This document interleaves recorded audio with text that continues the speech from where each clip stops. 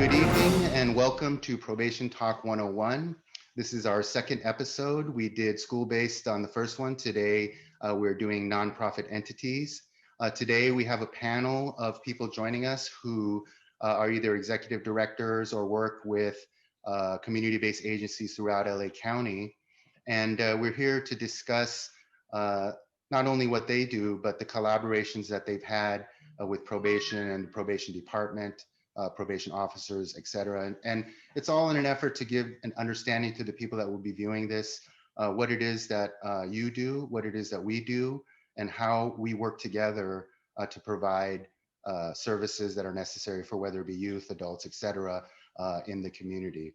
So again, I want to thank you all for taking the time to be here today. I know it's Friday, and I think we're going to be about an hour. That should be long enough.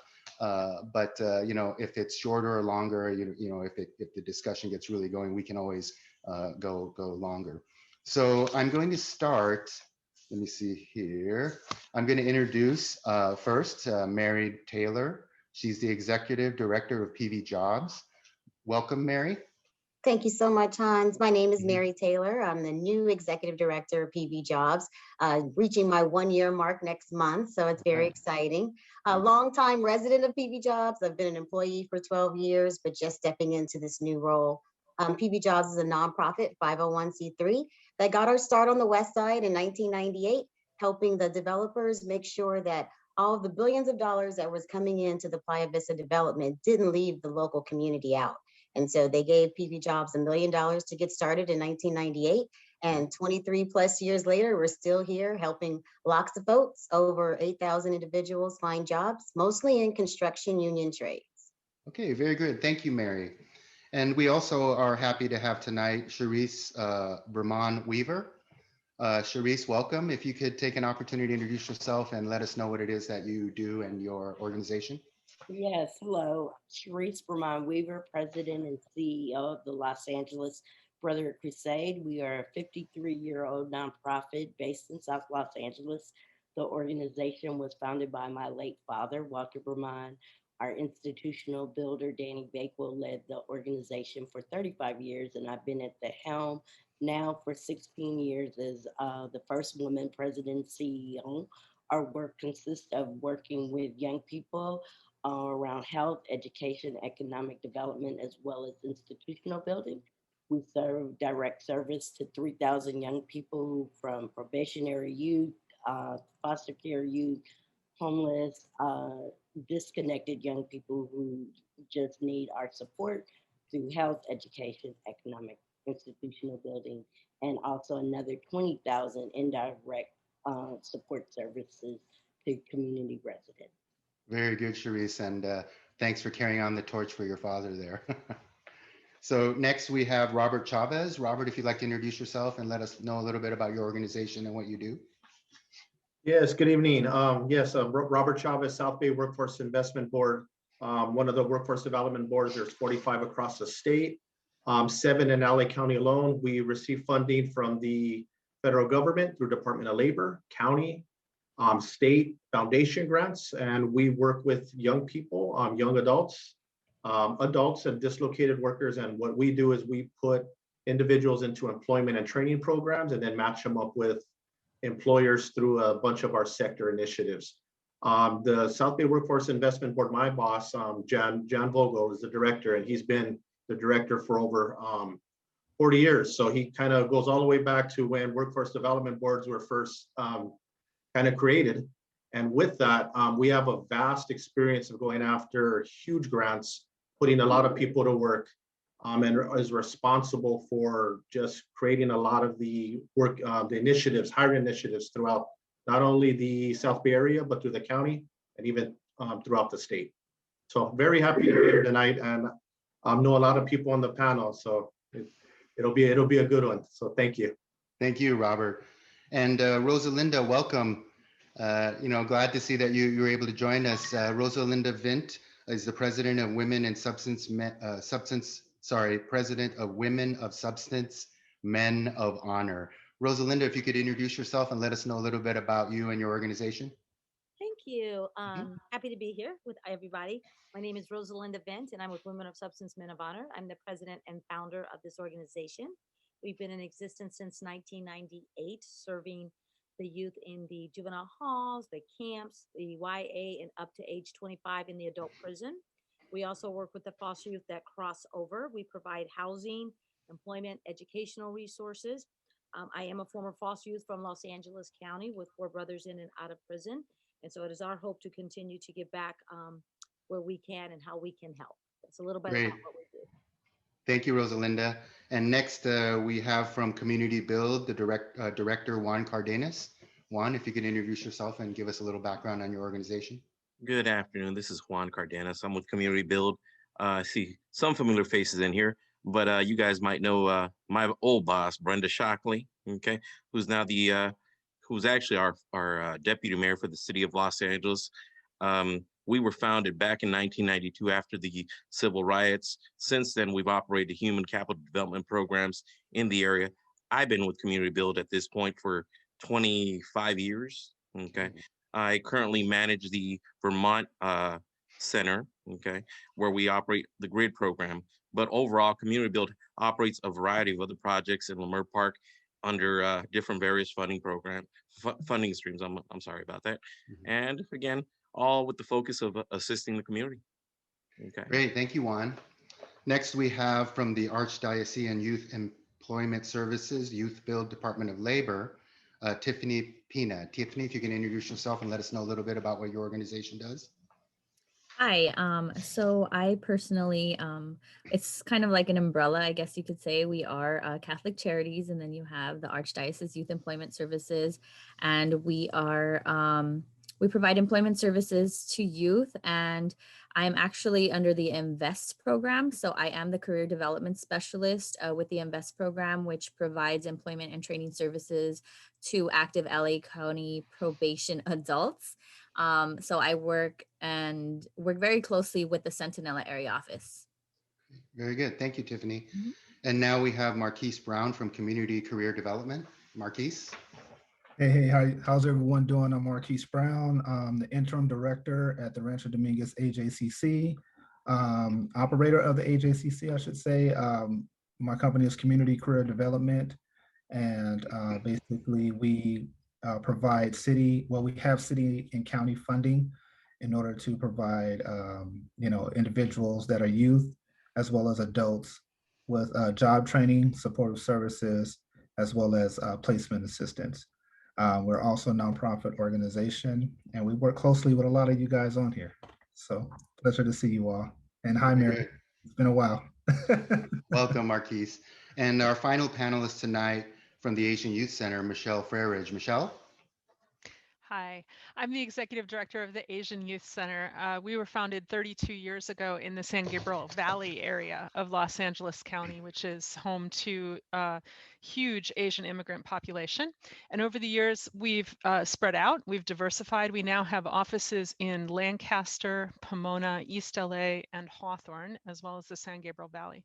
We do after-school programming, youth development, youth employment, youth diversion, and also reentry services, as well as community outreach and education on a variety of topics. Great. Thank you, Michelle. Great to see you. For those of you who don't know, I had the opportunity to work with Michelle when I was still working in the field, and we had a great time at AYC, did a lot of innovative programs and really had a good time and really provided some unique experiences for the youth that we were working with. So thank you for being here, Michelle. So real quick for me, my name is Hans Leong. I serve as the president of AFSCME Local 685, the LA County Deputy Probation Officers Union.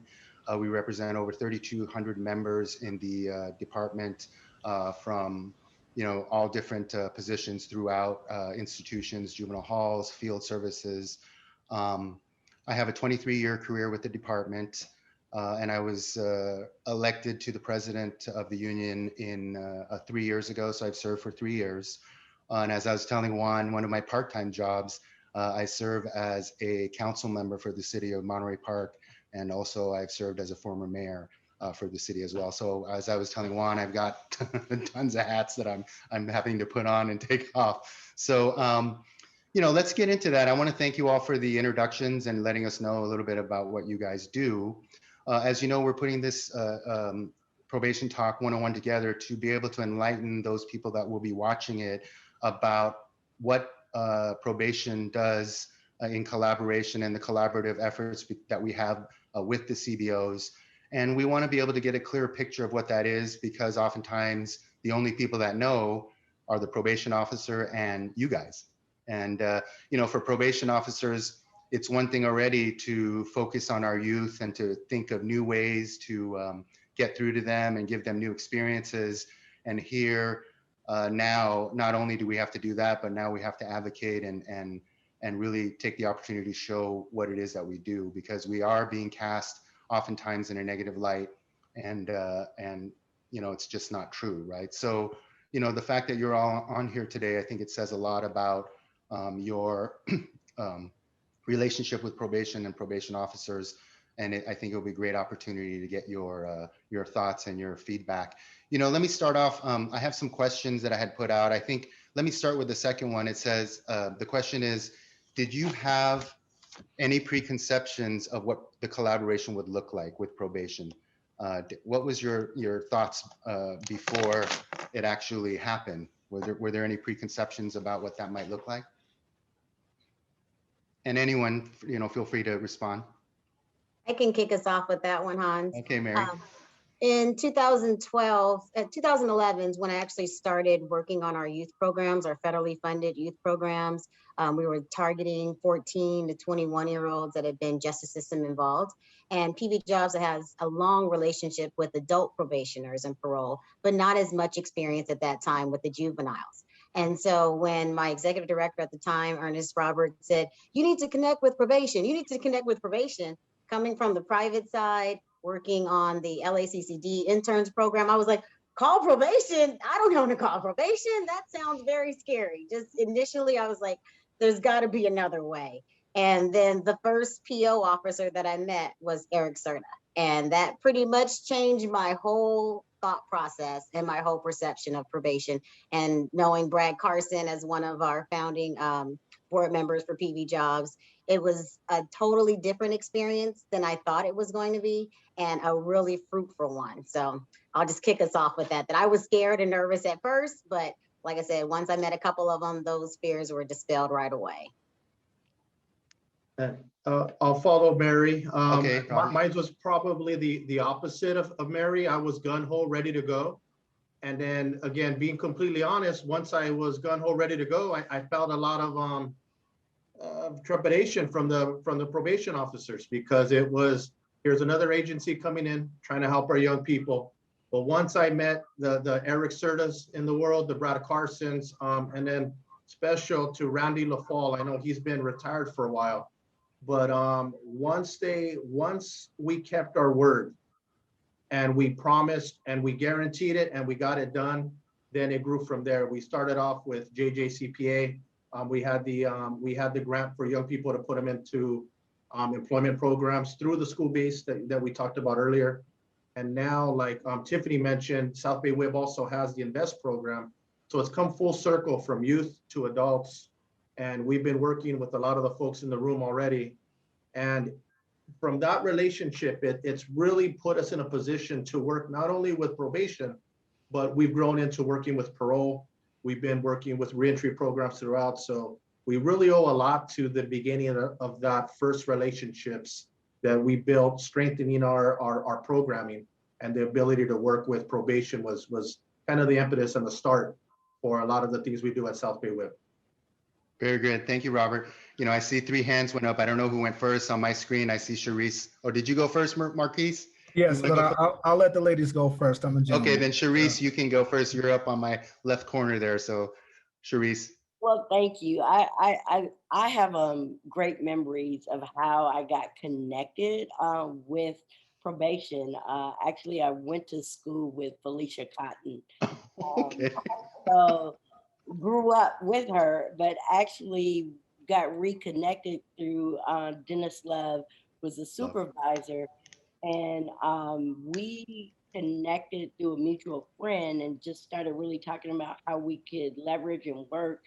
And one of our fondest memories, we had some of the probationary youth participate in our books and basketball camp. We created a camp every summer with Coach Jim Clemens, used to be with Phil Jackson with the Lakers. And so from that one relationship and then Felicia, then we created a long-standing partnership with the California Community Foundation, creating our Bloom program, working with system involved probationary youth from the age of 14 to 18, and just have been able to build out a great, strong relationship. And so for me, it's really about trust and how partnerships can start at a beginning and just grow and blossom. Great, thank you, Charisse. You know, I worked with Felicia and Dennis very closely. I was at headquarters when they were there. So yeah, we miss Dennis. We call him Dr. Love. All right, Tiffany. So just a little backstory. I actually interned at the Centinela area office when I was obtaining my undergraduate degree. So I did meet a couple of DPOs and I was interning under them. And it was actually exciting to know that I was actually going to work with them, you know, being down the street at Southwest College. So I was pretty excited because I did meet a lot of amazing people there. Very good. Thank you, Tiffany. You're Let's go to Marquise. Now you're in my left upper. You're in the, your turn. Right. Yeah, so when I first started with Community Career Development, Rancho Dominguez, AJCC, I was the Invest Business Services representative. And we were like the pilot program for Invest before it was, you know, expanded out to other offices. And my initial start with that, I was kind of nervous and like, you know, I don't know what to expect. I have over 20 years of experience working in nonprofit and workforce development, but had never worked with, you know, this population as far as those who were formerly incarcerated. So, but you know, just like any other population, they're the same. The main thing is just kind of figuring out what their, you know, their avenue is, holding them accountable. And so with that, you know, the program was on the ground floor, and it was going to take an amazing team in order to make the program flourish and to make it really shine. And I had the best two probation officers, which is Brad Carson and Marie Lever. Not to mention, of course, the guidance of Eric Serta, as well as what's my guy, Ed, Ed Sykes. Oh, yeah, yeah. I work with that too. Yeah. Working with that team, oh my God, we couldn't be nothing but successful. So it was just an honor to work alongside them. Me and Brad, you know, were joint by the hip when it came to ideas on how to, you know, really penetrate the mindset of these individuals, because first you got to be able to kind of control the mindset first, help them visualize where they're going to be, and help them formulate steps to get to their goals. And so Brad was definitely instrumental and just a visionary, the big picture, helping them understand what the big picture was or is. And I was the one that chopped it up into the little smaller goals in order for them to achieve that. So, you know, just, you know, proud to say that the program is still going. So we did the right thing. You know, Tiffany, you know, great to have you as well as the BSR, and just to see the program flourish now, it's, you know, across more AJCCs and thriving. So that's my baby as far as the Invest program, and will always be. And so, you know, it's a pleasure to work alongside of Brad Carson and Marie Lever on this project. Very good. Thank you, Marquise. Michelle. Yeah. So I was introduced to probation actually when I hired into AYC, because the Asian Youth Center had a pre-existing relationship with the probation department that went back to the 90s, when there was a really challenging Asian gang problem in the Asian community in the San Gabriel Valley. And there was, I think, state funding for a coordinated community response that included the probation gang unit, as well as local community members and CBOs. And we were the youth development component of that.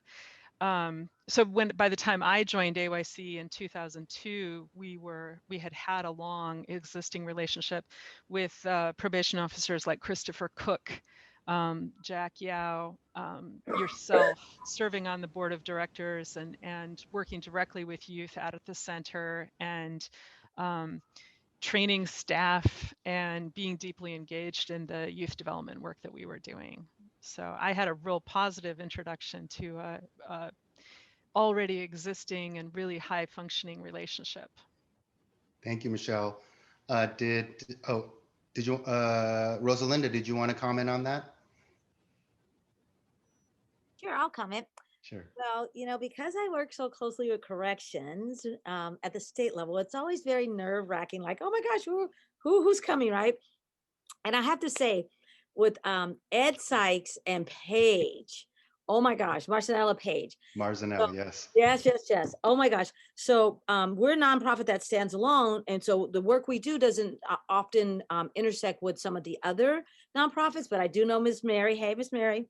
And so when we come, we're a smaller group, and it's harder to find out what, to navigate things, especially being the serious cases we have with the youth. But I'll tell you, those two were very instrumental for us. I mean, Paige literally took me and two of my case managers by the hand, took us to all the programs, introduced us to people. She also introduced us to the probation department. She introduced us to Mr. Sykes. Mr. Sykes at that time then took it over, invited us to various forums where we could understand what probation was about, what their goals were, and what they were trying to achieve with the juveniles. And so I have had nothing but success with probation.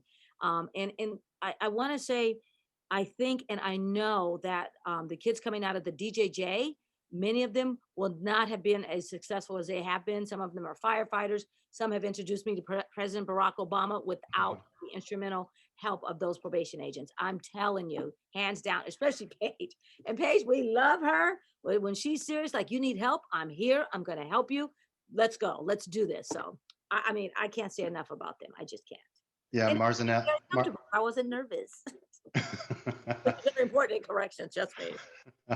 Yeah, Marzanell is really a trooper for us, as well as Ed Sykes. I worked with Ed as well, and solid people, So, we hear that through, at least through the initial discussions, that you had positive experiences with probation, even though some of you on the initial, before things were started, had some reservations. It seems that after the introduction and the collaboration, that you came to see a little different side, or came to a realization that the preconception maybe didn't quite match with the reality. Now, we know that you've collaborated with probation, but can we go into a little bit about specifically what type of collaborations, like how did you guys work together? What was the collaboration, or what was the partnership, and how did you kind of collaborate together to work with these youth? If anyone wants to kind of explain or describe how that worked. So I can share our story with Community Build, and let me go back to the last question, and it'll lead into that. We were, I remember my boss, Brenda, back then, we actually, one day she came in and she said, we got a new pilot project to work with probation. And guess what, Juan? And back then my other boss was Baba too. You guys might remember Baba too. I see Mary, you might know him, who's retired now. And we actually got sent to Camp Scott and Scudder. So we actually worked at Camp Scott and Scudder with Ed Anhalt. We're talking back. Yep, that's way back. Long time ago. Okay, yeah. So I was a newbie back then, but not. Again, we actually operated a special pilot project for the city for youthful offenders. That program was called CTEC. Unfortunately, that program really didn't pan out, but what we actually did with that program was develop a relationship with probation for aftercare. So we actually, for 2 years, worked out of the camp, okay, and did the aftercares with CCTP. So we developed that relationship on how to reconnect the youth, and our success rate under that program, we're talking about, God, over 20 years ago, I can safely say, out of maybe that I remember, 100 youth that were assigned to that program, we successfully probably got about 40 GEDs back then. Return to school was a very high amount, 80%. But again, connecting with the probation officers back then was initially was, Brenda, I'm not going to the camp. You know what? And it was one of those things that actually opened our eyes on how we did things up there. Doing KP duty up there, we did, we were part of the staff. So that was a whole different view on how to do things with probation. Very good. Rosalinda, I see your hand up. Yes. So the collaboration that we had were several. One was when the youth were released, they were assigned a probation agent.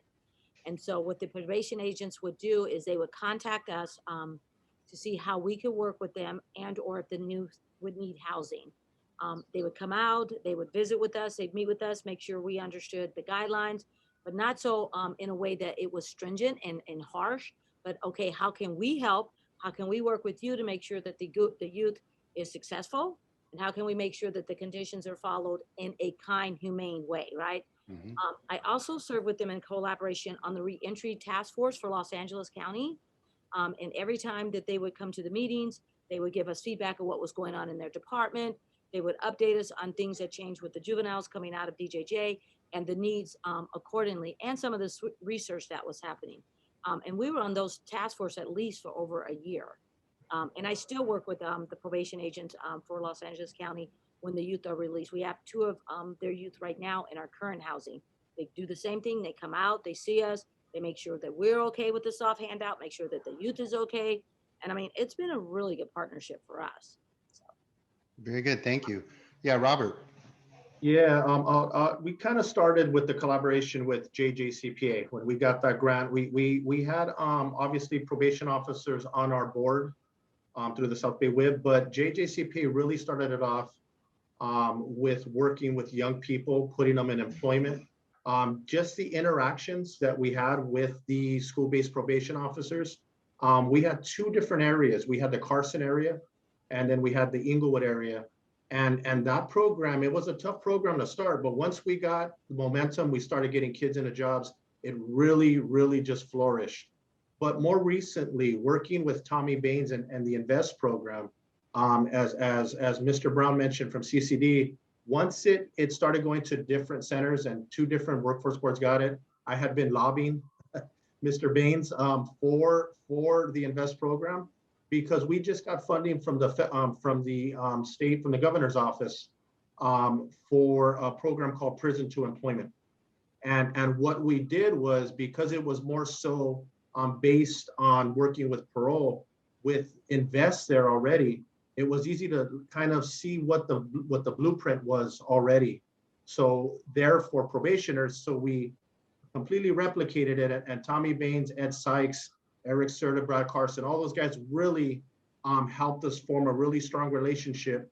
The South Bay Workforce Investment Board was the lead on the Prison to Employment program. So now it's put us in a position countywide to work with all 7 workforce boards to go after funding, and really with a lot of the work that we've looked at from the INVEST program, we replicated it for parole and for reentry in general. So we're really proud of that work, and a lot of the work was done by the AJCCs that had the INVEST program, and we're looking at how to expand that. So it's been really, really valuable, and probation is at the forefront in that collaborative. Thank you, Robert. Anybody else want to give a little bit of background of how, a description of how the collaborations worked with the probation officers and your organization? Mary, I see you unmuted. Yeah, our relationship is pretty unique. After 22 years, PB Jobs has never had a contract with probation. 22 years, and we have been partners that literally have been connected at the hip.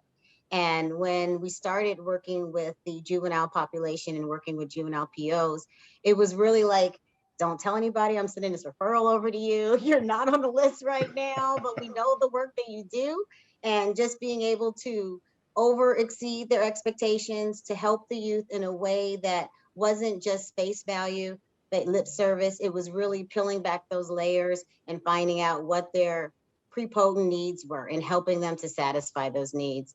And we work really closely with the CCTP team over out of Centinela with Michael Allen's group. And they have really taken on a new role for us and helped us in not just referring individuals and bringing them over in their cars, but really being a part of our programming. We do a suited or booted event every year where we get over 100 suits donated by Men's Warehouse. And our PO officers donated steamers. Mr. Blanton came in and taught all of the youth that were working on the program how to size properly for suits, because he used to work at not a Macy's, like a Woolworth back in the day, and that was like his thing, knowing how to size folks. So they participate in our turkey giveaways annually. We give out 800 turkeys to the community. We participate in toy drives. We always find fun events for them to be a part of. We utilize them as mentors, not just referring agencies, but mentors that once the youth are in the program, that's a continuous way for us to engage each other. We've had instances where youth wouldn't reach out to their PO officers, but they would come into PB Jobs, and we were able to help mediate that conversation. Okay, he's here in the building. He's here. Let's get him on a conference call. Let's talk it out. Let's figure out a way to get back on track. So we really appreciate the partnership. And as many have echoed, we wouldn't be where we are with our federal programming if it wasn't for the partnership. Thank you, Mary. Sharice, Sharice, I saw you put your hand up. Yeah, I think we have a unique partnership with probation. Think how we landed really coming from philanthropy, California Community Foundation, really wanted to do an innovative programming or working specifically with probationary youth. And so our model being a school-based model of working with probationary youth from Washington High School to really the funding didn't come from probation first, but then how we were able to build out not only our working with system involved young people, but the wraparound, because we are a youth source center. And so then once the students started getting jobs, also and now scholarships, many of our students who we work with, our success rate really reducing the recidivism was such a perfect match of how culturally competent our programming, working specifically at the time with young men, made a huge difference. And then also looking at how our results also were brought in to go to Central Promise, looking at specifically working in a school that 100% of the students at the time weren't graduating, weren't underperforming, and contracting to say now we had 100% success rate last year before COVID, uh, helping with jobs, exposing young people to not only to our retreats, we would do lunch and learns at the Palm Restaurant. Probation officers would be in that environment.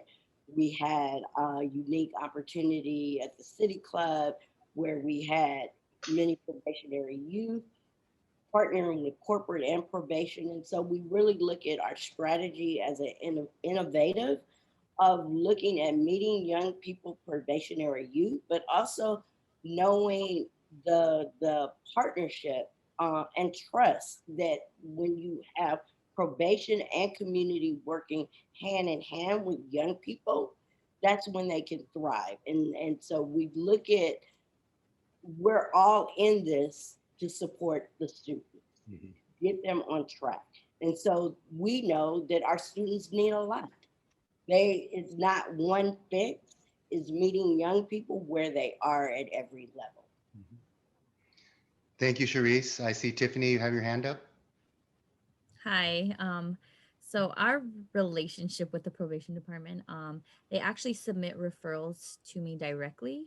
I actually do outreach as well. So I have a few people that I have on my contact list that are at different offices, but they do refer, their job ready people, clients that they feel are, looking for I guess that extra push into the workforce, because a lot of people have or are just used to having doors closed on them when they get that background check and things like that. And I feel like the Invest program has really broken down a lot of barriers and helped a lot of individuals that are on active LA County probation and AB 109 probation to get into the workforce.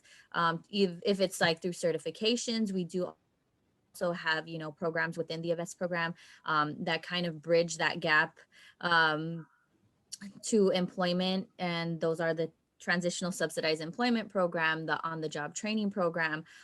We do work with the Slauson in Vermont Business Center, where I don't know if any of you know Terry Gubiton. He's, you know, he's awesome. He connects us with a lot of local South Los Angeles businesses that need, you know, just extra employees, things like that, and that believe in second chances, that are willing to hire our participants. And we've had, you know, numerous success stories with working with probation, you know, them referring people that are just, you know, just ready to get back in the workforce. And yeah, that's basically our connection.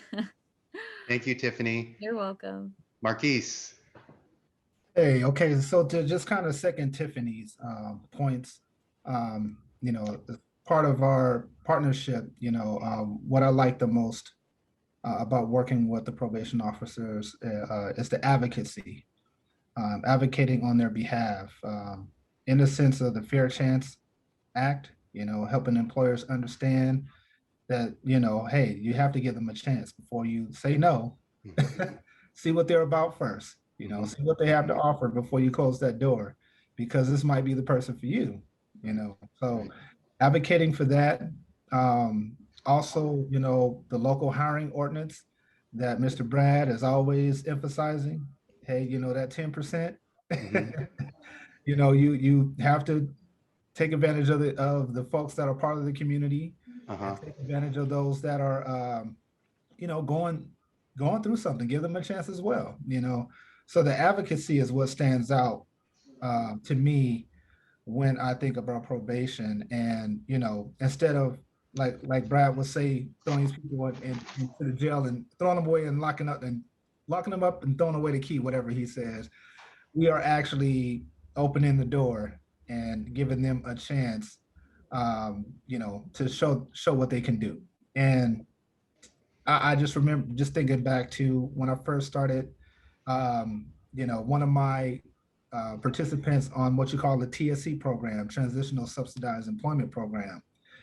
I just remember him, he had been locked up for over 40 years. Wow. And so him coming out was like, what do I do? Where do I go? What is this about? And I helped him get back on his feet. And he did very well during his TSC with the employer. It was a recycling company. And he was shining. He was like number one guy. The guy was so impressed with him. And he did great. But unfortunately, when he got that first check, and that's what we have to educate our individuals when they get that first check. And unfortunately, he didn't know how to handle it. You know, he got that money, and what did he do? He ended up recidivizing, or going back to prison for some, I mean, going back to the same situation he was in. So, you know, that advocacy, I would say, is important. And also that education from all of us is what will help our individuals, you know. So that's my story. Thanks, Marquise. And I think also, you know, we are always trying to make things better. And I think that experience also highlights the need to do the education after they get the check, as you said. So thank you, Marquise, for that. You know, let me ask you just a question. You know, we as probation officers are peace officers, right? And you know, for you guys working there, you're civilians, and you know, you're not sworn officers. So, you know, there's some of the youth advocates that claim that probation officers should not be able to work with youth. And they say that's because they're inherently biased because they're probation peace officers. What do you think about that? Does that resonate with you? Yeah, Robert. I'll take that one. I had the fortune, we wrote a grant, probably, that's been a while now, probably about 12, maybe 15 years ago. And I had a DPO officer, Sandra Moss. I know Sandra. And it's been a while, but she worked hand in hand with me on this when that's when I was a case manager. So it's been a long time. And what was great about that program was she carried the big stick, with some big teeth on it, and we needed that because these were some high risk young individuals who needed that. And but at the same time, she learned our programs, learned what we did, and I saw all the softer side. She's probably not going to like that I said that, but what she did was she allowed us to be the carrot, and she gave them a case plan where if they did what they were supposed to do, we the way we wrote that program was they went through counseling, they did all the conditions of probation that were pretty strict at the time, but there was a light at the end of the tunnel. And through that time, she really worked with those young folks during that time. And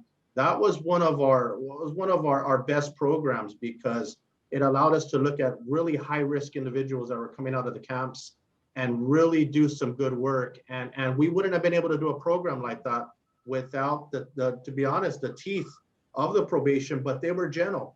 And how she handled that was, I mean, she learned more about our programs, I think. And then she became it seems she knew my programs probably better than some of my own staff. And that was a real testament to probation, allowing a probation officer. And that, at the time, there wasn't a lot of probation officers working at the American Job Centers. Now it's a common practice.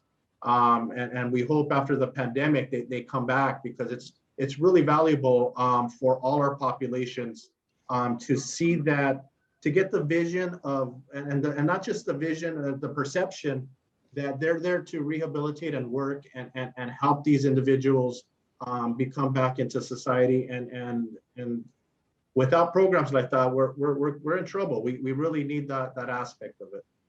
Thank you. You know, Sandra, I don't know if you know, she's currently a school board member now. Yeah. We supported her on her campaign, but yeah, Sandra has always been very solid with us. So it's good to hear you share that with us. So I can echo that for Robert for a quick second, okay. but definitely, with the population that we serve, and again, we don't serve the easy population at times. This you definitely need the teeth, and the beautiful side behind probation that I can definitely say is this: they have the ability to be social workers, right? And they have the flexibility and need, if they wanted to become law enforcement at that time. And that over the course of the years, just thinking about some of the successful cases, I ran into one of my old clients who, God, I'm gonna safely say, over 20 years ago, she pulled me over driving a couple of years back, and I didn't recognize her, honking behind me, and pulled me over. She said, "Pull over to the side." And she's like, "Yeah, I need to talk to you." I'm like, "Oh, did I hit you or something?" Now, I pulled over to the side, and back then we had a resident probation officer, Argo Hyman, who has now retired, right, with his dad too. But Argo was at our site, and I remember she came over and she said, "Juan, because of you guys and probation, I'm a nurse. Okay, we were able to clear that record up. Okay, back when Kenyan Juvenile Justice Center was in operation. Okay, with Judge Scarlett. Okay, back then, and we were able to get her into an LVN program, and here 20 years later, I ran into her. She's like, "I'm an RN. I'm an emergency room nurse now. I'm making all this money. Thank you guys. Without that heavy hand, in all honesty, okay, she wouldn't be where she's at." So definitely, sometimes it's needed. Unfortunately, that's the truth. Yeah, as we know, I mean, I did a lot of trainings with AYC, and when we talk about evidence-based practices and social learning model, the evidence-based practices state clearly that social learning model is one of the gold standard evidence-based practices, and it's very clear in their framework. You have the antecedent, the behavior, and the consequence, right?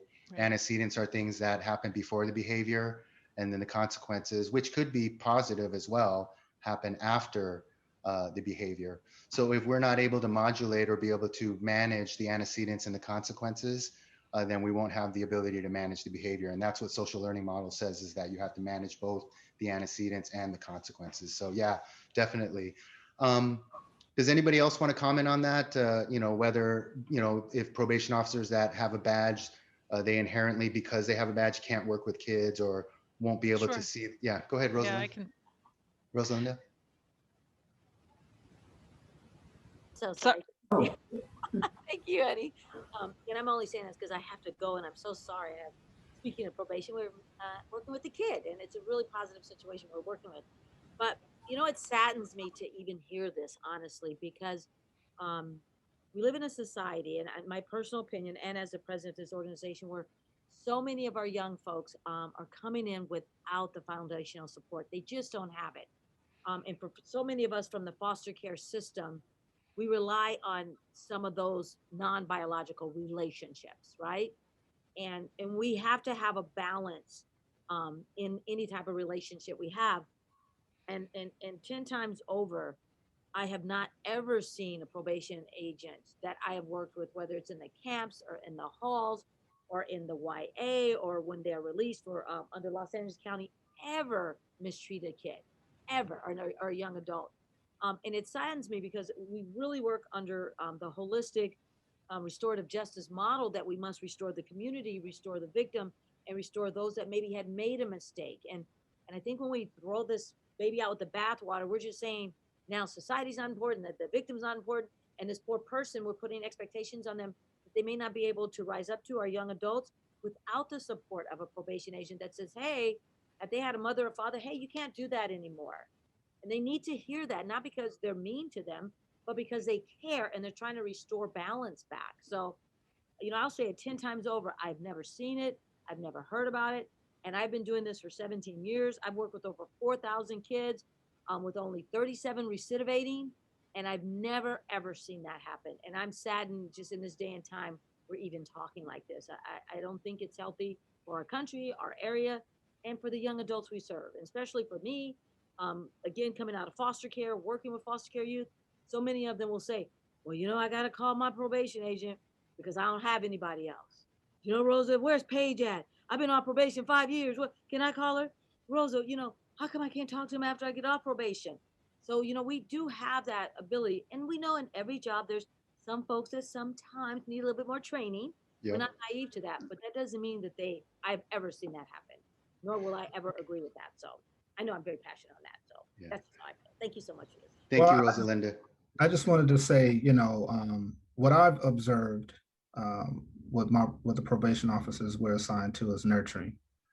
You know, helping the young people just understand that, we're all here as a resource, and we're all meant to, provide that community for them. And I've never experienced, the DPOs that are assigned to our office ever mistreating anyone.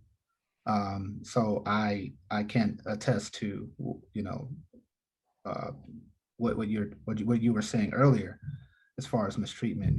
That's just my own personal experience. Yeah, oftentimes it's upsetting when we get judged by the worst of us rather than by the best of us. And there's more of the best of us than there are the worst of us. Yeah. So, let me. If does anyone want to comment on that as well before we go on to the next question? Okay, let me ask this question. And what do you see happening, or some of the difficulties that you would face if all of a sudden a probation officer was no longer able to be part of your program? Does anybody want to comment on that? I know, Michelle, you had indicated some issues. Yeah, go ahead, Michelle. Yeah, I can speak to that. We have a couple of programs that we're still doing in partnership with probation, one of which is educational pathways, vocational opportunities, where kids are referred to us before they're released from camp. We work with them, we work with the family upon their release to make sure that they're getting the structure and the supervision that they need through the probation department, make sure they're getting re-enrolled in school. And because sometimes the schools are resistant, right, to having, those probation kids. And so we work with the schools, we work with the family, and the probation officer actually not only motivates the youth, but motivates the parents and has that communication with the parents and that authority with the parents that sometimes a social worker or a youth specialist isn't going to have the ability to influence the parents in the same way. And a lot of times, you know, whether parents will provide that stable structure for youth is critical to their long-term success. And having the authority from probation to assert that influence um, has been just tremendously helpful in that program. And we see much greater success when the parents are engaged in communicating with the probation officer, and the youth then is more engaged and does better and is more successful. Very good. Thank you, Michelle. So along the same lines, you know, if probation officers were no longer able to work or collaborate with you, what do you see or what do you think, if you could share with us what that would look like, or if you would be able to operate at the same level you do right now I think a without a lot, probation officer? Yeah. yeah, I mean, I think a lot of the youth would drop out because their parents wouldn't be supportive, providing the transportation and providing the other support that the youth need to stay engaged in the program. And sometimes the youth are dropping out on their own, right? And then having a call from the probation officer or being able to put into a call to the probation officer will also help bring them back to the table. So I think a lot fewer youth would be successful in these programs because when youth first start along these new pathways, it isn't rewarding in and of itself in the beginning. Change is always hard, right? And letting go of your old sense of self and the things you used to do and the friends you used to have is really challenging. And so there are positive rewards, but there's this period of time before they're felt. And I think that having probation officers present is kind of key to that transition. And a lot of kids won't make it through that transition without that support. Thank you, Michelle. Robert. It's missing the other link. It really is. It's more than beneficial. It's almost should be required. Reason being, one of the things that we've done, we've been real lucky to actually, before pandemic, I had staff in the LA County jails. So even prior in pre-release, I had staff working in the jails, working with individuals as they were being released, and then organizing so that they were referred to the different American Job Centers throughout the county. And that was a pilot program. We moved on onto the state system, and we're doing that now. So not having the probation officers working with us as they come into the centers, we're asking more and more information from the county jails, from the prison system. So when they come into our centers, we know what the barriers were. Sometimes they're even addressed pre-release. And then when they come to us, because the American Job Centers we're generalists, even though we've built expertise and capacities with specific, special populations, whether it be reentry, veterans, homeless folks, depending on where we're located, we're still generalists. So the more information we have and the stronger relationships with probation officers are, we could address those barriers quicker and get people into jobs and training. Just a quick example, I had a gentleman who did, he was a lifer, he was parole, he did about 30 years. And we got him a job at the SoFi Stadium. And he came in as an electrician assistant, as an apprentice. But he had done about 25 years at the prison working in electrical, and they could not give me the information that he had done that. And he had went through a lot of different things. And unfortunately, he got a job. I mean, he was making about, I think, right under 20 an hour. But with his background, he could have made almost 30 something. So as we had to fast track him, and now he's on the right path. But if we would have had all that information, and then of course the parole agent didn't have that. So I know I'm kind of digressing, but that vital link right there of getting us the information, not just the teeth aspect, but the connecting aspect, the referring aspect, and then helping them with the conditions of probation. is vital for us to work that angle and get people into jobs and really lower the recidivism rate for a lot of these individuals. Thank you, Robert. I know that Sharice has to go soon. At this point in time, we're already on the hour mark. So I want to thank you all for taking the time. At this point, for any of you that want to make some final comments or closing statements, you have you have an opportunity to do that. If not, we can conclude. But again, I want to thank you all. This is very useful. I think that it paints a great picture about the reality of what you do and what we do and how we work together and how that synergy is more powerful than either one of us alone.